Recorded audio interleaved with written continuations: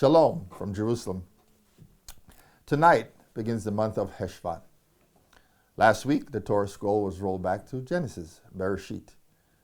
We will continue reading the book of Genesis for the next several months. As you look back over the last year, do you consider yourself to have made wise choices or foolish ones? Would you consider yourself a wise person? Now notice, I did not ask if you were intelligent or smart, because a high IQ does not equate to wisdom. The Bible has a lot to say about wisdom and folly. The book of Proverbs, for example, is replete with contrasts between the wise and foolish. Here are a few examples.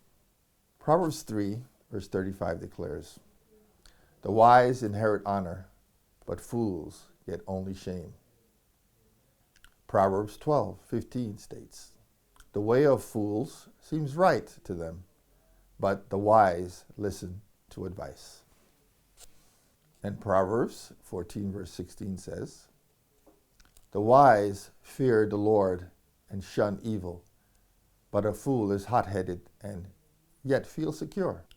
These verses reveal the actions of both the wise and the foolish. We are still left to guess, though, what makes one wise. Yeshua, Jesus, shows us clearly in Matthew 7:24-27. Quote, "Therefore, everyone who hears these words of mine and puts them into practice is like a wise man who built his house on the rock. The rain came down, the streams rose, and the winds blew and beat against that house. Yet it did not fall, because it had its foundation on the rock. But everyone who hears these words of mine and does not put them into practice is like a foolish man who built his house on sand. The rain came, the streams rose, and the winds blew and beat against that house, and it fell with a great crash." What distinguishes a wise man or woman from a foolish one? The wise person hears Yeshua's words and lives them out. The foolish person hears Yeshua's words but does not act on it. In order to drive home the importance of obeying his words, Yeshua gives us a vivid word picture. Two individuals build separate houses. One builds on the rock and the other builds on the sand. So far, so good. Alas, both houses experience the forces of nature. Severe wind and rain pound both homes. One withstands the storm, and the other is destroyed.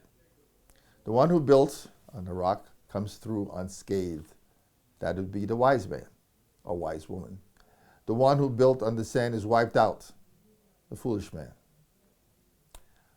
Unfortunately, we've seen this scene play out in recent weeks. Multiple homes destroyed due to the extreme wind and rain from Hurricanes Helene and Milton. Our hearts go out to those who have lost every worldly possession. These homes were built on sand. Could they have avoided such severe loss if they had built their homes on the rock? I believe they would have.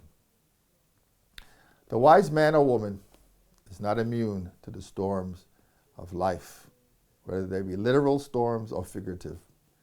We cannot control the weather. Neither can we control the storms that come into our lives. The death of a loved one, chronic or acute illness, divorce, loss of a job, etc. We can choose how to build and where to build. Spiritually, we have a choice also. We can obey the words of Yeshua or ignore them. What were some of his words and sayings? In chapters 5, 6, and 7 of Matthew, it's revealed to us. He says, "Deal with your anger, because it can turn to murder. Do not lust after a woman. It can lead to adultery. Do not divorce your wife or husband. Practice charity anonymously. Pray with the proper intention. Fast for the right reasons. Forgive each other freely. Love your enemy." The list goes on. Tonight, you have a choice to make. Do I continue to live foolishly, or do I live wisely? John 3:16 declares, "For God so loved the world, that he gave his only begotten Son, that whoever believes in him should not perish, but have everlasting life."